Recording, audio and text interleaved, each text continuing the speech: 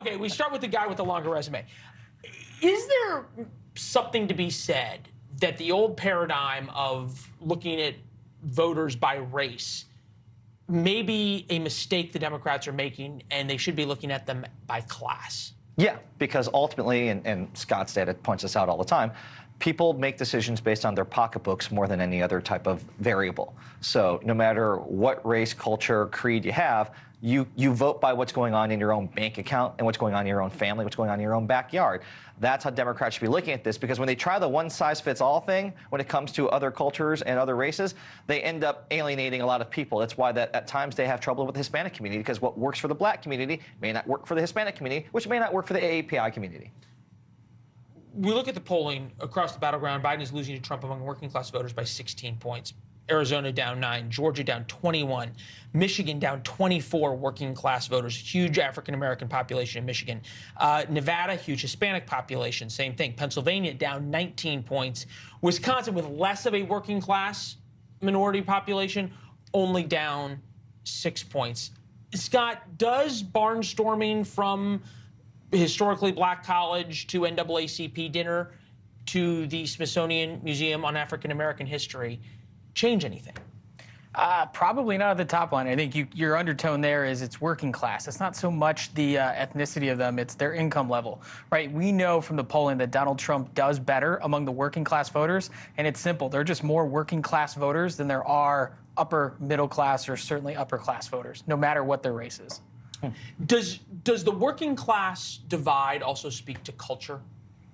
I think it can, sure. But again, I think like Scott says, ultimately, there is the pocket of voters where there is the most constituency is anyone that's not upper class, anything beneath that. And that's where Democrats, listen, if we have a good economy. America, to be fair, America isn't 50-50 working class and upper class, right, Scott? But yet Joe Biden and Donald Trump nationwide are effectively tied. So what are the other constituencies there? Well, obviously you can do it socioeconomic, but you can do it on issue as well. To your point, they're tied 50-50. That stat you showed up, it's not that Joe Biden is losing African Americans. It's just that he's losing more of them than they've done historically in the past. When you have razor-thin margins, all Donald Trump has to do is get 10% more of the African American vote, and he wins Michigan. He wins Wisconsin. So he doesn't need to win the whole section. He just needs to peel off some. So you say that the issue of talking about racial issues does not trump, no pun intended, the economic issues. Jamie Dimon of J.P. Morgan talked about the inflation issue coming up in the next 6 months or so. Take a listen. I think the underlying inflation may not go away the way people expect it to. And I look at the future, like a lot of things we look at are kind of inflationary. The green economy, the remilitarization of the world, the infrastructure requirements.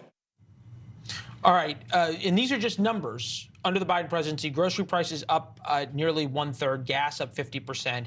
The average American, it cost them $12,000 more to maintain the same living standards as before Biden took office. Scott, 6 months, how do you turn that around? You don't. Look, you and I have been talking, I think you and I, for the last 2 years, every segment we talk about inflation. The stat right there, $12,000 more. When the average home median income is around $80,000, it's an extra $1,000 a month they're spending on stuff that they think they have to buy. And they do have to buy milk, bread, all that kind of stuff. You can't turn that around unless you can slash basic staples by 30, 40%. Car insurance isn't going to all of a sudden start coming out. We want to put those live pictures of Minnesota back up, which I think is interesting, Kurt, because President Trump is otherwise occupied during the week right now. He's got somewhere he's got to be in New York. Where you choose to go is important. And Joe Biden's in Atlanta, Georgia, which is a swing state.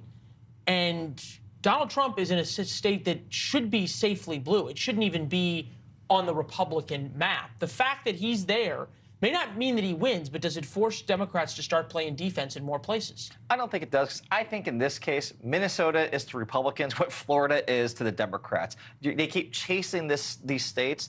They're not going to go back. It's not going to go to red, just like Florida's not going to go to blue. But ultimately, too, I think one of the key things here, and for all that we talk about the economy, we say this too, never underestimate the Republicans' ability to blow it. It would be great if Republicans spent all of their time talking about inflation and the economy, but instead they do things. You mean it would be great for Republicans? Great for Republicans and their chances to win, but instead they do things like Katie Britt introducing legislation to create some sort of national pregnancy database. It's like, why would you do that? If the election is about inflation and economy, Republicans win.